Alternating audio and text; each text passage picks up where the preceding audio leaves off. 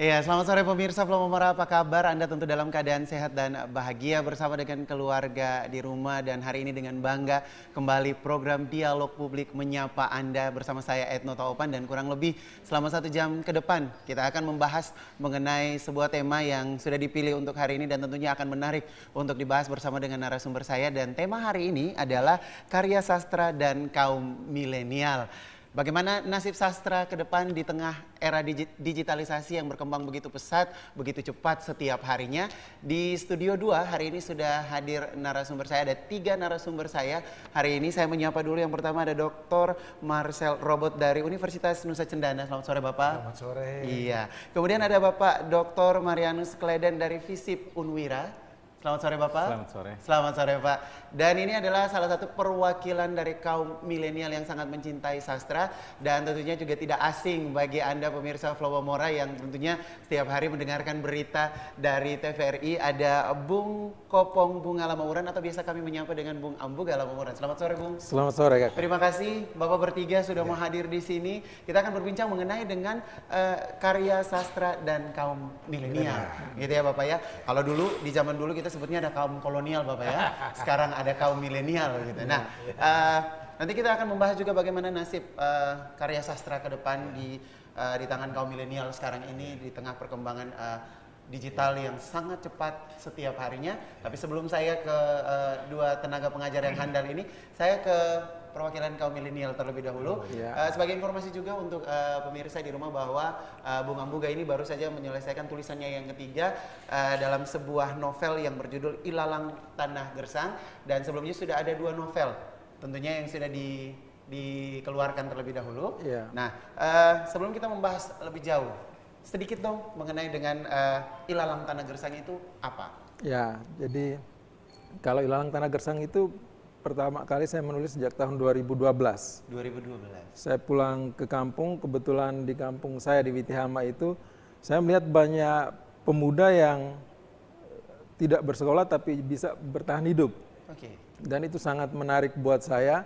Kalau kita selama ini kan kadang menilai seseorang itu dari tingkat pendidikannya. Benar. Bagaimana dia bisa bertahan hidup kalau dia tidak sekolah begitu. Tetapi selain itu juga saya mengambil salah satu contoh karakter penokohan di dalam novel saya itu, dan selain dia tidak sekolah, sifatnya juga urak-urakan. Dia orangnya ya malas tahu. Dan saya merasa bahwa dengan karakter seperti itu, bagaimana dia bertahan hidup. Dan dengan ketertarikan seperti itu, saya mulai menulis Ilalang ini, dan banyak hal yang terjadi di dalamnya itu, dan saya merasa bahwa perjuangan-perjuangan hidup, memperjuangkan upah, kenaikan gaji, kemudian dia beralih dari satu pekerjaan ke pekerjaan lain, dan pada akhirnya bahwa walaupun ditolak kemudian berpindah dari satu pekerjaan ke pekerjaan lain, tetapi ada satu cita-cita yang ingin dia capai, yaitu dia ingin membangun rumahnya sendiri dan bisa menyekolahkan anak-anaknya sendiri. Saya rasa itu sebuah semangat yang perlu saya tuliskan dalam bentuk novel. Dalam bentuk novel, dan lahirlah Ilalang Tanah Gersang. Dan sebelumnya juga ada Perzinahan di Rumah Tuhan gitu ya. Judulnya ini agak menggelitik sebenarnya. Itu ditulis berapa tahun yang lalu? Kalau untuk ini antologi cerpen, kalau Perzinahan di Rumah Tuhan itu, jadi menulis sebuah cerpen itu kan kita kadang menulis satu cerpen kemudian menyimpannya. Kadang kita juga sempat mengirimnya ke media massa. Benar. Dan itu kalau dihitung berapa lama waktunya, saya pikir 1 tahunan lah. 1 tahun? Ya. 1 tahun untuk mendapatkan satu karya dalam satu buku itu? Ya, kalau untuk antologi cerpen. Antologi cerpen. Kalau Ilalang ini justru lebih lama, karena saya tulis 2012 sampai 2015. 2015. Dan 3 tahun. Sebagian besar saya tulis di kebun novel ini. Jadi karena waktu itu saya memiliki waktu yang cukup luang, pulang kampung, dan lebih bagus ini kalau saya menulis di kebun. Suasananya juga agak santai, nyaman. Oke, jadi terjawab sudah ya pemirsa sebenarnya bahwa memang menghasilkan sebuah karya tulis ataupun karya sastra itu tidak dengan instan gitu ya. Memang ada proses yang harus dilewati oleh setiap penulis untuk dapat menghasilkan sebuah tulisan yang tentunya berkualitas dan layak untuk dipublish dan layak untuk dibaca sebenarnya. Kalau melihat dan mendengar dari cerita seorang Ambu Galamawuran ini, ternyata beliau menulis sebuah novel itu butuh 3 tahun. Butuh 3 tahun, 2012 sampai 2015. Artinya ada proses secara alami yang harus dilewati oleh seorang penulis begitu ya. Nah, susahkah menjadi seorang penulis? Tergantung bagaimana kita mencintai pekerjaan itu atau tidak.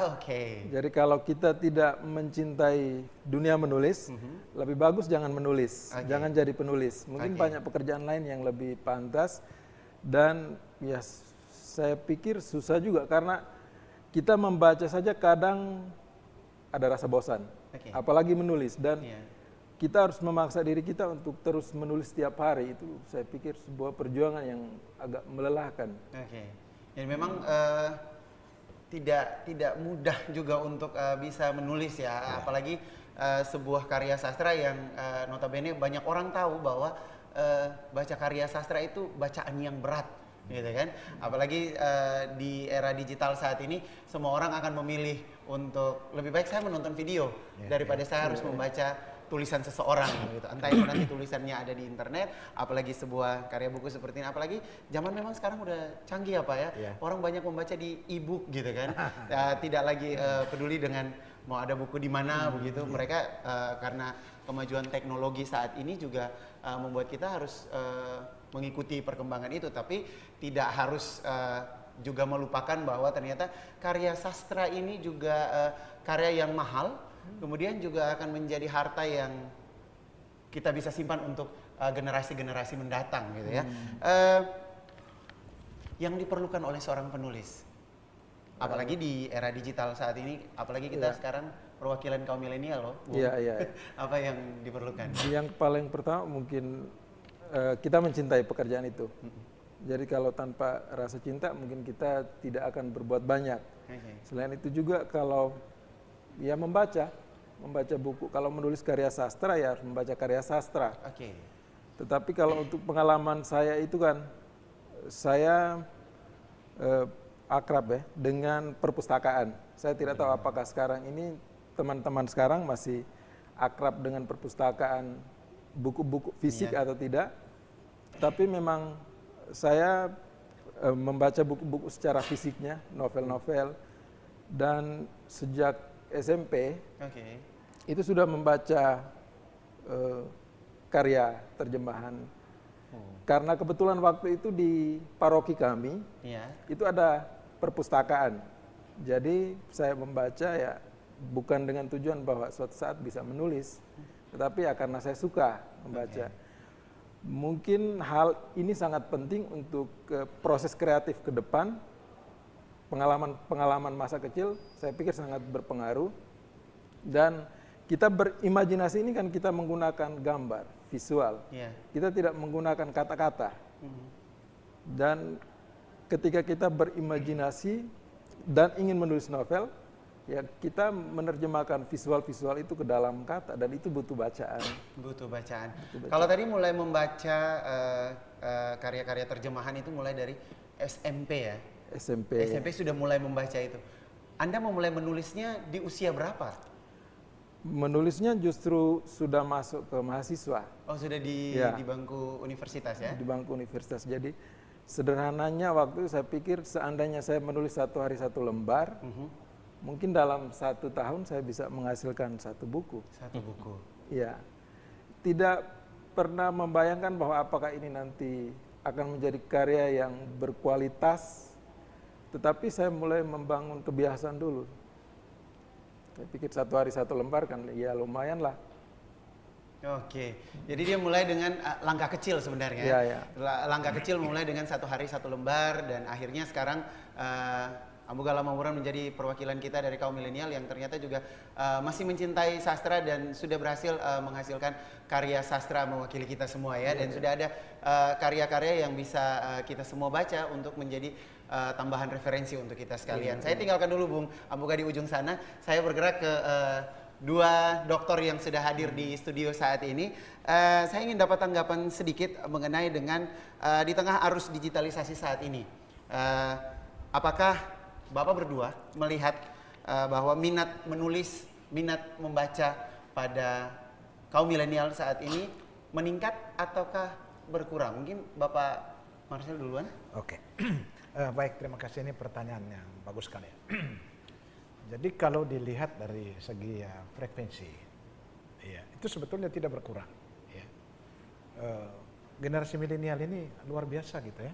Banyak sekali tulisan-tulisan yang mereka lahirkan atau teks-teks sastra yang mereka produksi gitu ya. Tapi sebetulnya persoalannya bukan di sana ya. Persoalan penting bagi saya, pertama itu adalah media. Media digital ini sebetulnya punya kecenderungan yang pada satu sisi adalah madu, karena kita mendapatkan banyak tulisan-tulisan dari siapapun, ya terutama tulisan-tulisan berkualitas. Itu kita mudah dapatkan melalui media-media internet, media digital dan lain sebagainya. Tetapi di satu sisi dia juga menjadi racun bagi kita gitu ya. Ya, racun kenapa? Karena kadangkala ketika kita menulis teks sastra itu sebetulnya ada bagian-bagian tertentu yang kontemplatif gitu. Harus ada ruang untuk kita kontemplatif, karena kita menulis sastra itu adalah menulis teks setengah jadi gitu. Yang artinya bahwa kita menghantar makna dengan cara simbolik, dengan cara metaforik, dengan cara alegoris gitu ya. Sehingga orang itu akan menjadi cerdas ketika dia akan mencari apa yang terkandung di dalam metaforik yang ditulis. Dan oleh karena itu, seorang penulis yang baik, ya, dia harus melalui proses-proses kontemplatif yang kuat dan pemilihan-pemilihan kata yang begitu kuat. Karena sebetulnya persoalan-persoalan menenun, menganyam kata-kata itu dalam menulis sastra itu menjadi tidak gampang. Ya. Makanya ketika saya melihat bukunya si Kopong itu, pada satu sisi dia sebetulnya menyampaikan begitu lugas ya, ya postur-postur literernya begitu lugas ya. Ya. Nah, padahal kita berharap kalau boleh ada unsur ramahnya. Penulis harus ramah dengan pembaca, masukkan unsur-unsur humor sehingga dia tidak lelah berjalan dari lembar ke lembar itu di dalam baca ini. Nah ini persoalan di milenial ketika di digital ini dia menjadi racun ketika misalnya ruang terlalu pendek dan kemudian orang menulis kadang-kala spontanitas sehingga cenderung dia reduktif dan nyeletuk gitu. Dan ini kekurangan arfa kontemplatifnya. Jadi atavistik, kebangkitan kontemplatifnya kurang, dan itu yang membuat kemudian menjadi sangat lemah. Menjadi sangat lemah. Nah, masih akan saya lanjutkan perbincangan kita bersama dengan tiga narasumber yang ada di sini mengenai karya sastra dan kaum milenial. Tapi sebelumnya kita ikuti dulu azan maghrib untuk wilayah Kota Kupang.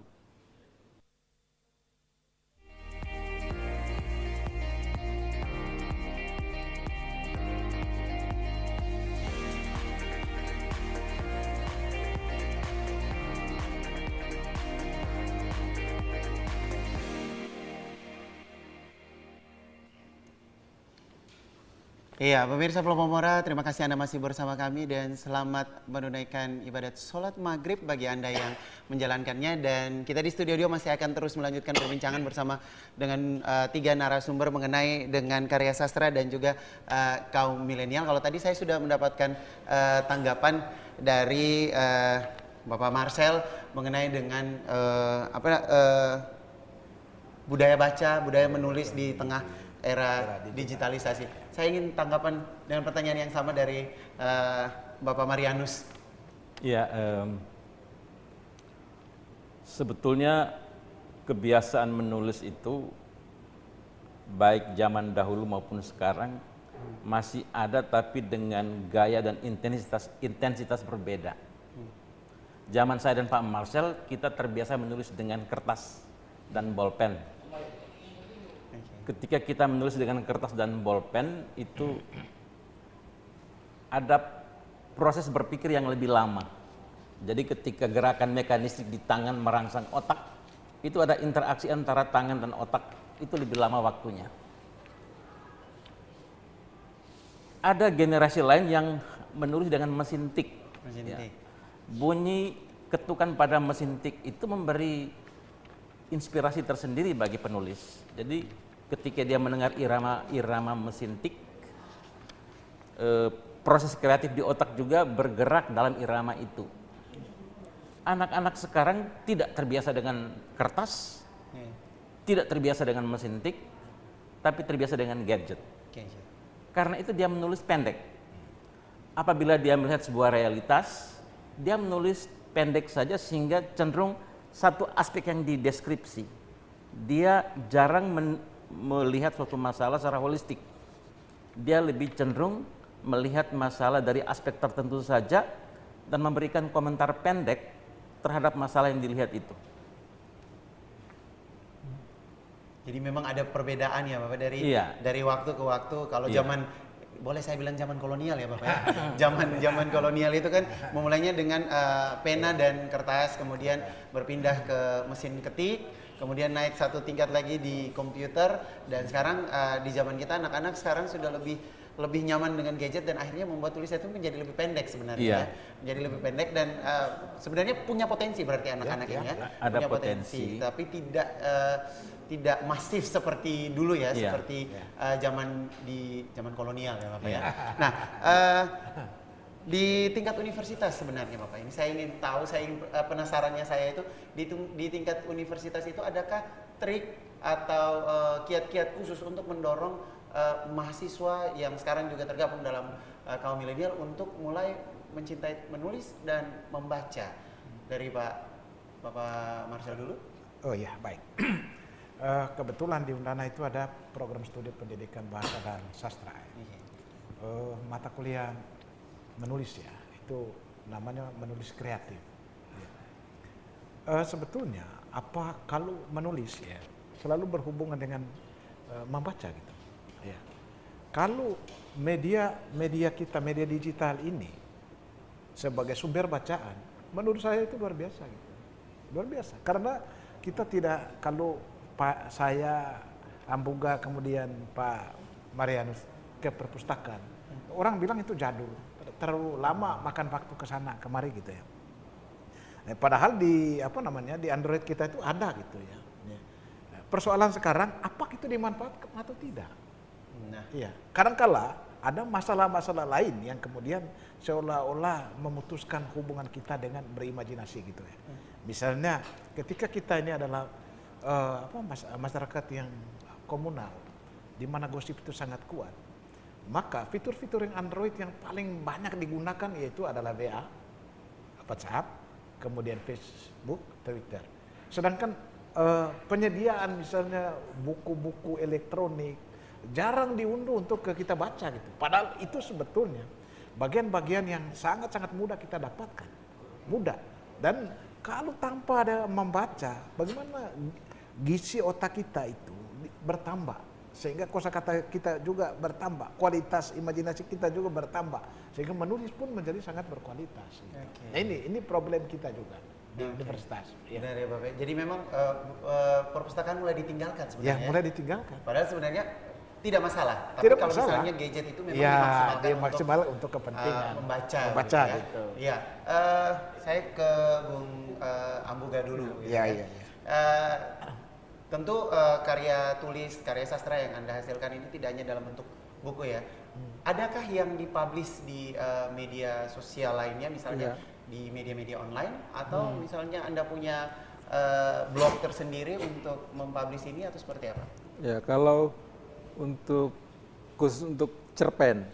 Cerpen itu kan biasalah kalau orang menulis cerpen habis dikirim ke media-media. Ya syukur-syukur kalau dimuat. Kalau tidak dimuat juga ya jadi kumpul-kumpul. Karena sekarang ini kan ada semacam pergeseran pandangan bahwa apakah bagaimana seorang redaktur itu menilai sebuah karya yang bagus. Oke. Dia menggunakan kriteria seperti apa.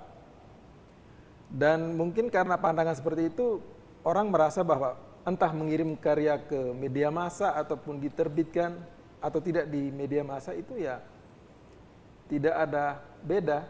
Mungkin ada pandangan lain bahwa ya karya yang diterbitkan di media massa itu adalah karya yang lebih bagus. Tetapi ada pandangan juga bahwa ya tidak apa-apa, tidak diterbitkan di media massa juga tidak apa-apa. Dan biasanya kalau saya menulis cerpen habis ya ada yang saya rasa oh ini bagus saya kirim, ada juga yang tidak saya kirim. Kalau novel ya belum pernah. Belum pernah ya. Berarti memang tetap ada pemanfaatan media yang bisa dipakai untuk mempublish gitu ya. Saya ke Pak Marcel dulu. Ya, ini Pak mengenai Marianus. ya Pak Marianus dulu mengenai dengan tadi kita sudah sempat singgung bahwa memang sebenarnya harus diakui bahwa kaum milenial ini punya potensi, punya potensi untuk menulis. Hanya memang pada zaman sekarang frame yang digunakan lebih kecil, akhirnya membuat tulisan itu lebih pendek begitu kan. Apakah sosial media ini juga berpengaruh? Iya, tadi kan Ambuga bilang kalau misalnya dia ngirim ke Pos Kupang dan tidak dipublish, dia bisa menulis di medsos. Dan medsos itu merupakan sebuah antitesis terhadap establishment. Jadi orang merasa saya kalau nulis di Kompas, nulis di Tempo, nulis di Pos Kupang saya hebat. Padahal kalau saya menulis di medsos, yang membaca juga bisa ribuan, bisa jutaan orang. Jadi media sosial yang sekarang berkembang itu semacam suatu tren di mana orang menantang establishment. Jadi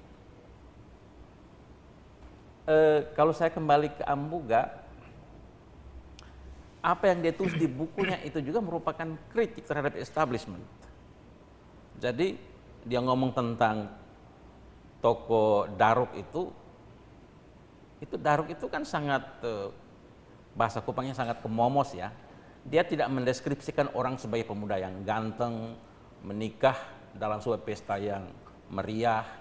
Tapi dia menulis ini pemuda yang kumuh, dia membawa cewek dari sebuah kampung tanpa pernikahan, anaknya lahir. Itu sebuah perlawanan terhadap establishment dan itu adalah salah satu perspektif yang kuat di kalangan anak-anak milenial. Ya. Berarti memang sosial media juga menjadi tempat yang tidak salah sebenarnya benar untuk sekali. bisa menaruh karya sastra seseorang atau karya tulis seperti yang Bung Ambuga Lamuran ini lakukan gitu ya.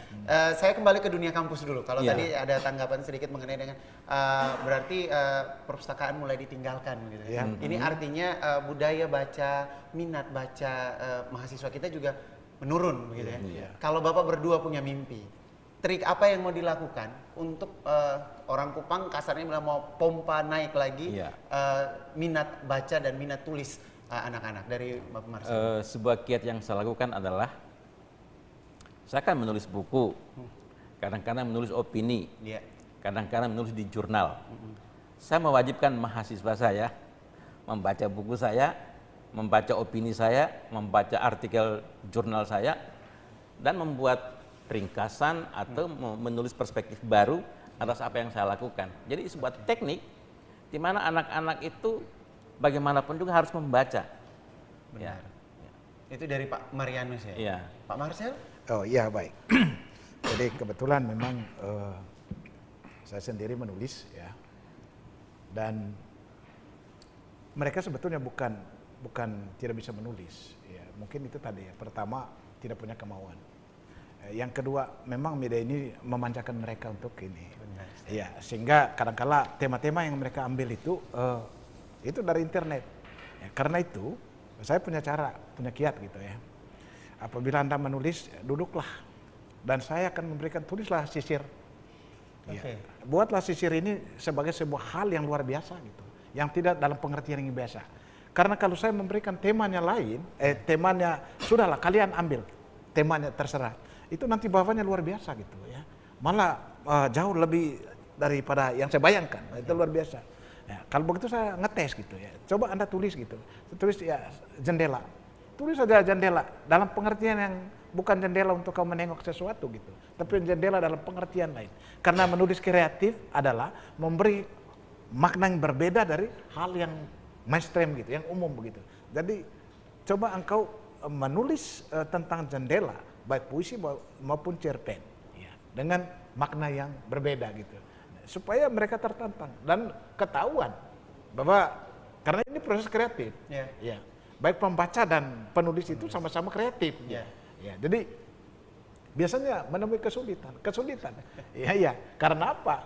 Jumlah kosakata itu berarti ada sejumlah kosakata di dalam itu yang tidak mewakili pikiran. Mungkin dia punya pikiran yang luar biasa, dia mendapatkan tema yang luar biasa, dia mendapatkan topik yang luar biasa. Tetapi ya sarana untuk menyatakan itu tidaklah cukup. Dan itu berbahaya. Apakah ada kemungkinan bahwa itu ada copy paste mungkin Bapak? Oh, itu terlalu banyak. Oh, terlalu banyak ya. Maka nanti kita bahas ya Bapak ya. Kita ikuti dulu beberapa pesan berikut, tetap bersama kami di Dialog Publik. Kita akan segera kembali.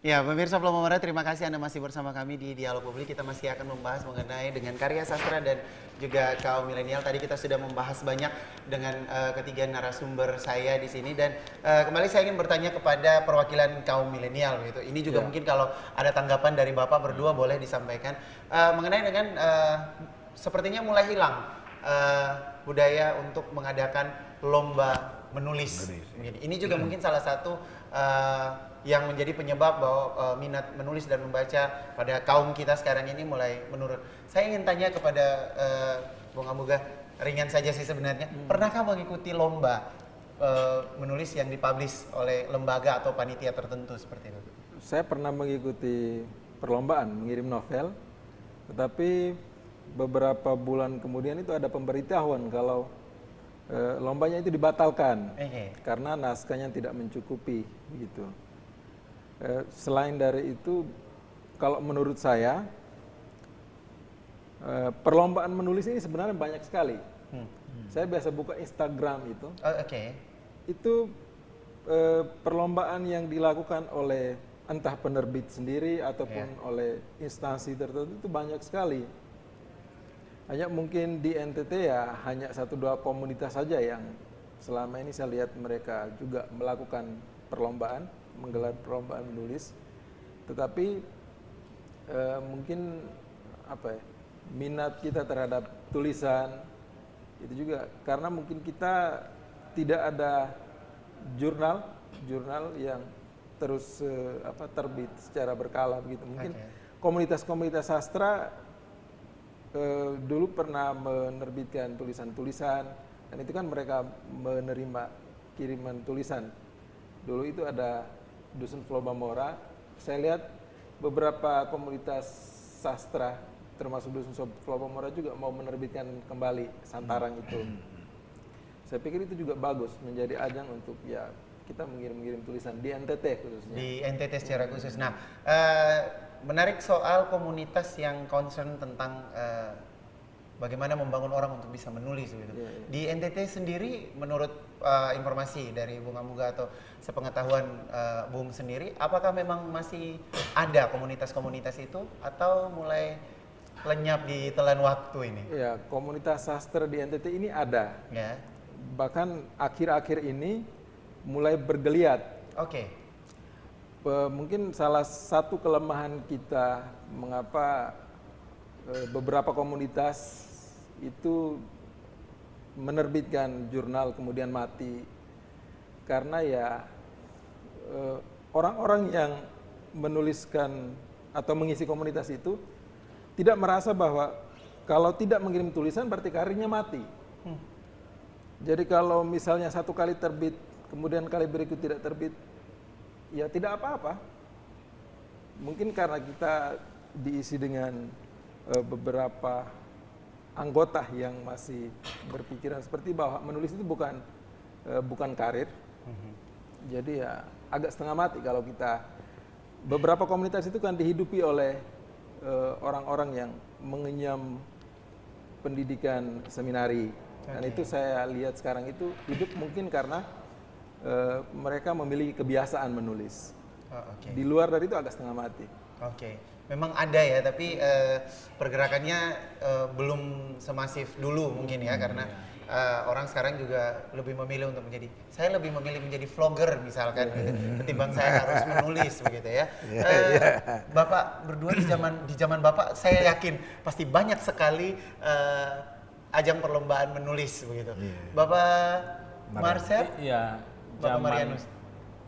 Saya masih ingat zaman Pak Musa Kabe, Iya. itu ada perlombaan nulis esai. Dan saya keluar sebagai penulis terbaik kalau tidak salah waktu itu. Artinya ada 2 kali saya ikut. Baik, saya mau omong bahwa yang memicu dan memacu kreativitas menulis itu selain lomba,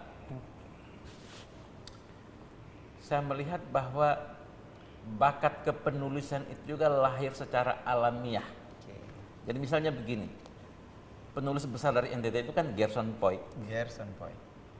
Karya-karyanya diterjemahkan di berbagai bahasa, dan dari karya-karyanya itu sudah dihasilkan mungkin puluhan doktor karena mereka melakukan penelitian atas tulisan-tulisannya. Nah, setelah Gerson Poyk, saya tidak melihat lagi penulis baru dengan kapasitas dan kreativitas segede Gerson Poyk. Tetapi kemudian muncul seorang Ambuga. Saya lihat itu semacam perjalanan alam ya. Jadi dalam umur semuda ini dia sudah menghasilkan 3 buku. Memang belum dibicarakan di tingkat nasional, tapi suatu saat nama Ambuga akan berkibar di tingkat nasional. Dan itu saya lihat sebagai perjalanan alam ya.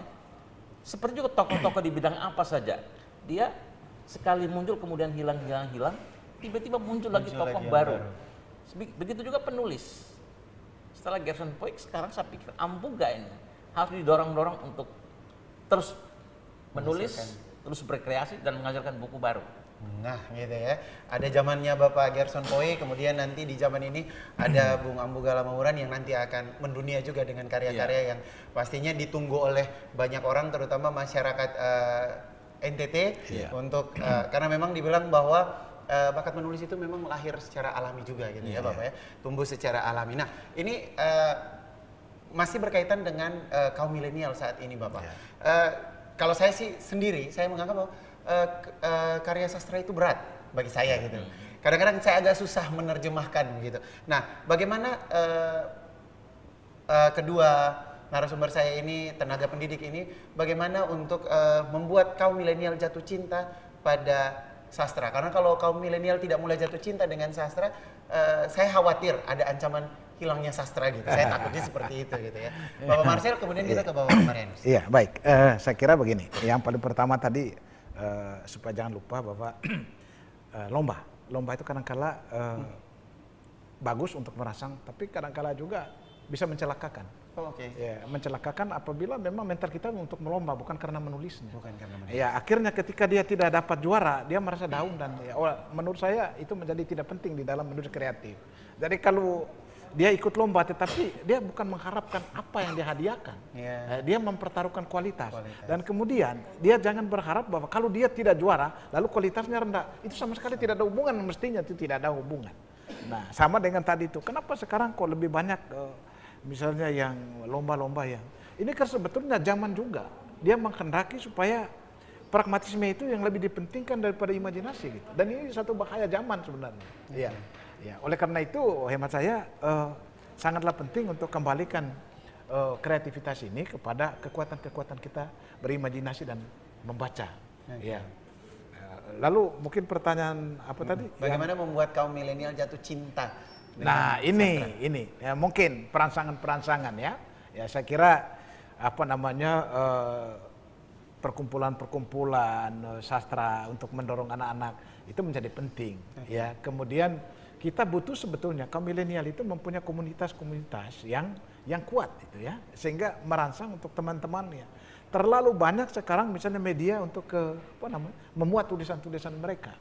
Nah, Tetapi ada persoalan lain gitu ya. Persoalan apa? Apakah di sana ada proses teks yang benar-benar bahwa oh, ini bagus, ini anak ini nanti punya masa depan gitu. Ya.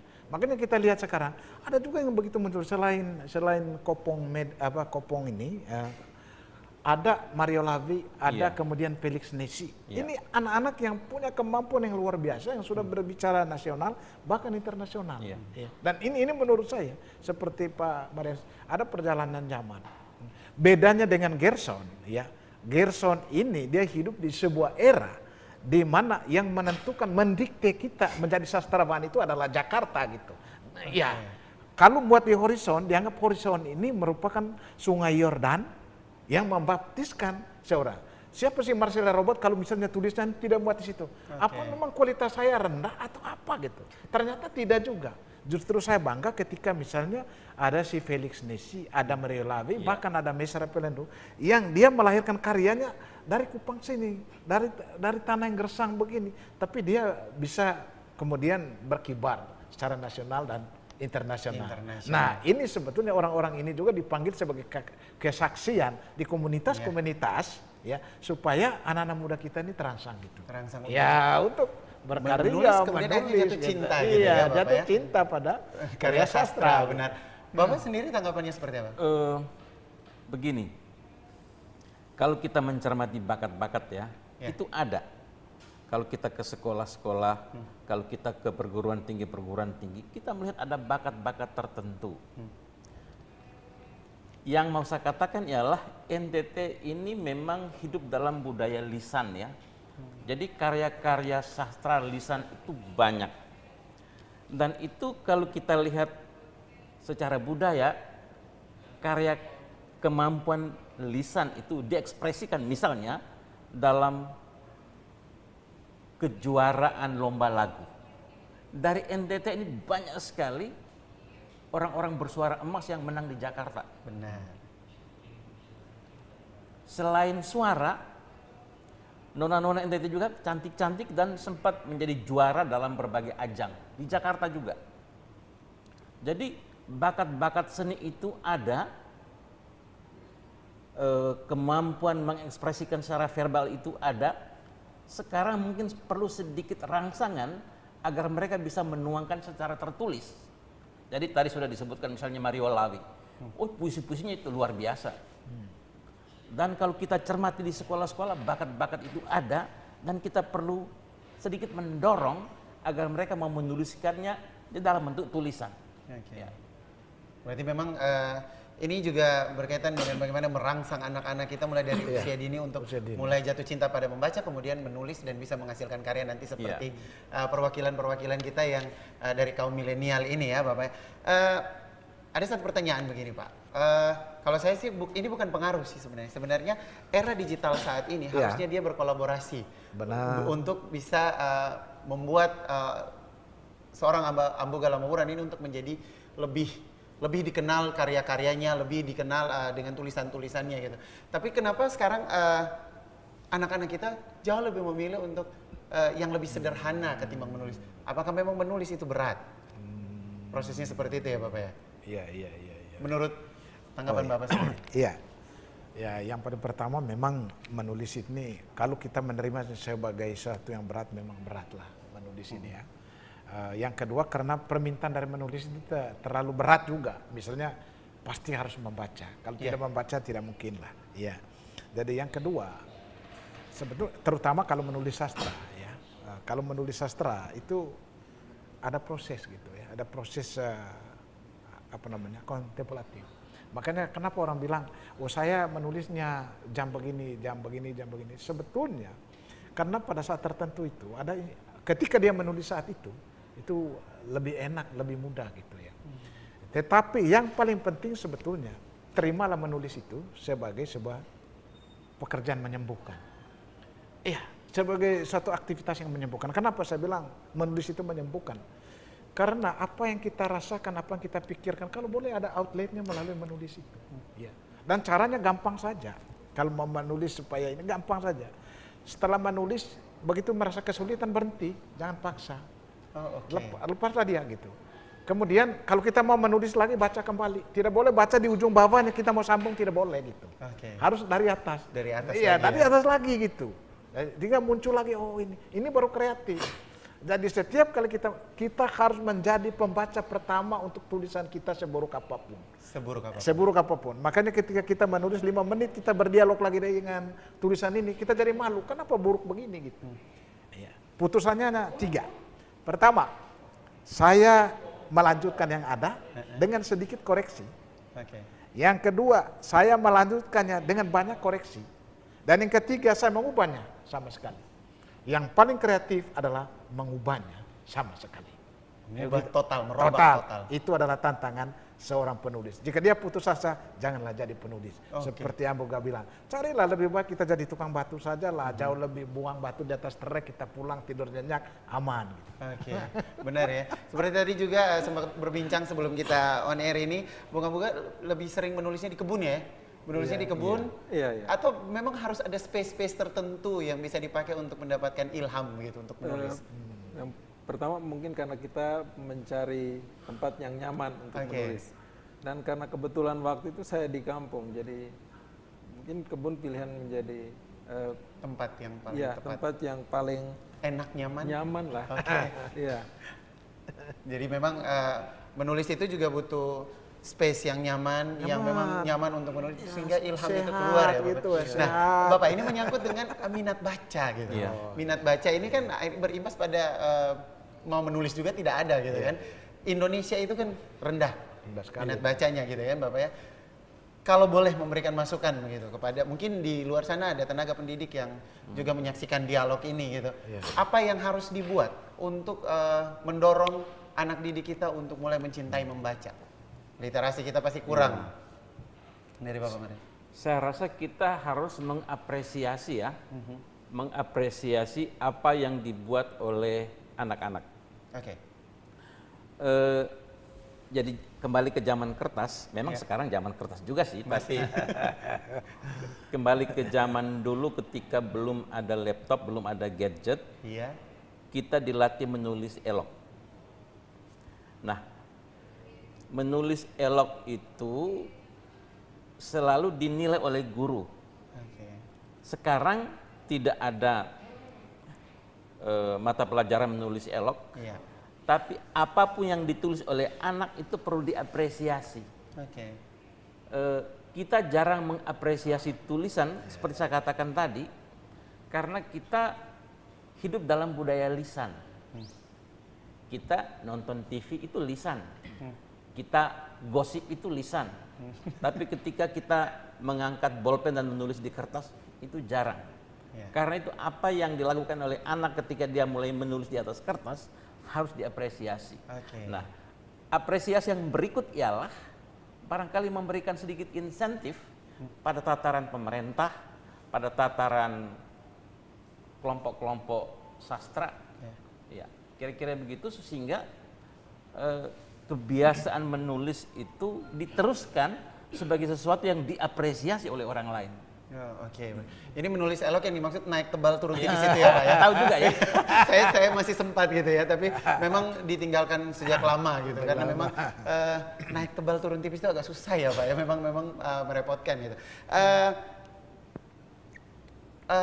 Yang ingin saya tanya di ujung pertemuan kita ini, langkah mudah gitu Pak. Ini supaya menstimulan teman-teman di luar kaum milenial ini untuk mulai cinta baca dan mulai menulis. Langkah paling mudah yang dimulai itu apa dulu Pak? Dari Bapak ini kemudian ini dan di ujung untuk mewakili kaum milenial. Saya kira begini ya. Pertama mungkin kita menciptakan lingkungan dulu lah. Kadang-kala itu juga penting ya. Sekolah-sekolah kita atau lembaga pendidikan kita itu belum menjadi lingkungan literatif gitu ya. Literatif maksudnya yang membaca, yang membangun budaya membaca dan seterusnya. Kita tidak bisa bayangkan kalau misalnya di sekolah-sekolah itu hanya ada kantin gitu, tapi tidak ada kantin baca gitu ya. Tidak ada kantin baca. Tidak ada kantin baca. Kantin Mestinya makan. kantin makan. Mestinya ada kantin baca. Ya, misalnya kalau anak terlambat, tidak harus dia keliling lapangan lari atau dia hormat bendera atau menghadap matahari. Nah, itu kan tempo dulu. Kalau penyiksaan atau ganjaran di zaman literasi ini itu sudah lain. Begitu datang Anda terlambat 15 menit, Anda baca di halaman 15 dan laporkan hasilnya. Oke. Ya, itu adalah apa namanya siksaan yang ilmiah, literatif. Atau misalnya hari ulang tahun guru, tak usahlah dia bawa kado gelas atau bawa aku atau bawa apa, buatkan saya sebuah puisi untuk guru gitu. Oke. Ya, dibacakan di depan kelas. Ini kan menjadi luar biasa gitu. Dan itu yang menurut saya. Kemudian di rumah juga. Nah. Ya, rumah tangga kita ini bukan rumah tangga literatif. Oke. Ya, sambil isap rokok lalu dia suruh anak, kau baca dulu kah? Ya, sementara. Nah ini sebetulnya lingkungan tidak literatif. Kemudian di lingkungan sosial, di bandara-bandara kita tuh jarang menyediakan bacaan-bacaan. Oke. Atau di atas pesawat itu kadangkala itu majalah yang berbulan-bulan. Iya. Dan yang membaca juga tidak ada gitu ya. Oke. Padahal kan ini menjadi persoalan. Jadi lingkungan kita sebetulnya lingkungan yang belum mendukung untuk aktivitas membaca dan menulis. Iya, akhirnya membuat anak-anak juga jadinya tidak tertarik dan tidak jatuh cinta pada menulis gitu ya. Ini dimulai dari rumah. Gitu ya. Harusnya dimulai dari rumah dengan mulai membiasakan di rumah tuh harus mulai baca gitu ya. Bapak gitu juga ya. baca. Bapak gitu. baca. Bapak baca, anak Bapak ikut baca. Jangan bapak ngerokok, anak disuruh Disuruh membaca. Iya. Silakan, Pak. Saya teringat guru bahasa Indonesia saya di SMA dulu. Namanya Pak Ternadus Kota. Beliau bercerita tentang seorang sastrawati yang bernama N.H. Dini. Oh iya. Kebiasaan N.H. Dini itu setiap pagi sebelum sikat gigi, sebelum ke kamar mandi, dia mengambil selembar kertas dan mulai menulis. Menulis apa saja. Oke. Dan apa yang ditulis disimpan. Benar. Mungkin yang ditulis hari ini tidak ada hubungan dengan yang kemarin, tapi semuanya disimpan. Setelah setahun dibongkar-bongkar, ada butir-butir mutiara yang bisa dirangkai kembali. Dan itu yang biasa kita lakukan dengan diary atau buku harian. Oke. Anak-anak kalau dilatih menulis buku harian dan kemudian dia membuka, barangkali ada butir-butir mutiara yang bisa dirangkai menjadi sebuah karya. Oke. Ya, itu sebuah kiat bagaimana melatih anak-anak menulis. Oke, mulailah menulis apa saja ya. Iya. Apa saja ditulis, meski memang tidak ada kaitan, tapi lah mulai menulis begitu. Memang kalau mau berjalan harus mulai dengan langkah pertama gitu ya, Bapak ya. Sekali. Kalau kita sudah mulai dari rumah, kemudian di sekolah dengan budaya sekolah, literasi, di lingkungan lingkungan sosial, kita juga ya. menyediakan banyak bahan bacaan, kemudian juga memulai dengan menulis sederhana setiap harinya, tentu juga akan terus menumbuhkan minat dan akhirnya jatuh cinta pada dunia sastra, mulai dengan menulis. Terakhir silakan. Kalau saya biasanya kan bertemu dengan orang yang bercerita bahwa mereka bisa membicarakan sesuatu tapi tidak bisa menuliskannya. Oke. Jadi mereka memiliki ide-ide yang ada di dalam kepalanya tetapi setengah mati kalau Sulit menuliskannya. Tetapi mereka lancar bercerita. Oke. Jadi kalau dengan keadaan seperti itu mungkin salah satu cara yang dilakukan adalah menulis sementara membayangkan bercerita begitu. Jadi saya pikir itu mungkin salah satu cara supaya apa yang dia bicarakan bisa dia tuliskan. Sementara dia sudah memiliki kemampuan yang tinggi dalam bercerita. Saya pikir dia memiliki potensi yang besar juga untuk menjadi penulis kalau mungkin dengan menerapkan salah satu cara tadi. Oke. Nah, kalau boleh saya tambah sedikit, Iya. Karena pemanfaatan sosial media saat ini, mulai dari rumah itu mengontrol anak-anak apa yang ditulis. Kemudian kalau mau mulai dengan mau menulis apa saja, boleh juga di sosial media, boleh ya Bapak ya? boleh. Boleh sekali. Boleh begitu. sekali. Tapi dalam kontrol orang tua sehingga anak-anak kita yang mulai tumbuh, mulai berkembang ini tetap dalam rule dan aturan yang tepat sehingga menumbuhkan minat dan kecintaan mereka terhadap membaca, menulis, dan siapa tahu anak-anak kita yang ada di rumah, mungkin orang tua yang saat ini sedang menyaksikan program ini, anaknya muncul sebagai seorang penulis yang hebat dari Nusa Tenggara Timur. Demikian ya Bapak ya. Ya. Terima kasih sudah mau mampir di Dialog Publik untuk edisi hari ini. Kami sangat berharap kita bisa berjumpa lagi di tema-tema yang tentunya lebih menarik dan menginspirasi masyarakat Nusa Tenggara Timur. Dan pemirsa, tanpa terasa 1 jam sudah, hari ini saya Etno Taupan ditemani oleh 3 narasumber saya menemani Anda dalam Dialog Publik. Tetap saksikan Dialog Publik hanya di TVRI Media Pemersatu Bangsa. Akhir kata, saya Etno Taupan atas nama seluruh kerabat kerja yang bertugas mengucapkan terima kasih dan sampai jumpa.